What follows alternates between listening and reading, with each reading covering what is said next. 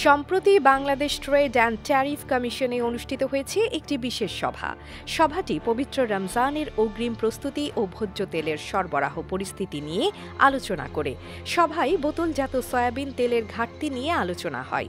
City গ্রুপের প্রতিনিধি অমিতাভ চক্রবর্তী জানালেন, জানুয়ারি 2025-এ তারা 50,700 মেট্রিক টন তেল সরবরাহ করেছেন, যার মধ্যে 22,242 টন বোতলজাত। মেঘনা গ্রুপের জিএম তসলিম শাহরিয়ার জানান, চলতি জানুয়ারিতে তারা 47,668 মেট্রিক টন সরবরাহ করেছেন, এর মধ্যে 15,000 মেট্রিক টন বোতলজাত।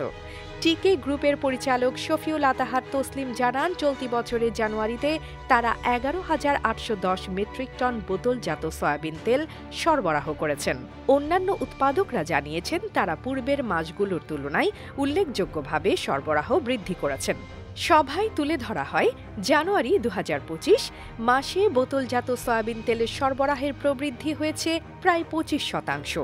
স্থানীয় বাজারে ভোজ্য তেলের কোনো ঘাটতি নেই।